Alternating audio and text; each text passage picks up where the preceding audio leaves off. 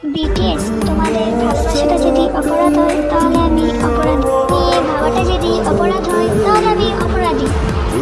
Jail করে যাওয়ার জন্য যদি অপরাধ হয় তাহলে আমি অপরাধী, পারলে ক্ষমা করে দিও। বিটিএস, আমার থেকে বেশি যদি তোমাদের কেউ ভালোবেসে থাকে তাহলে তোমরা তারই হয়ে যেও, অনুমতি থাকলো।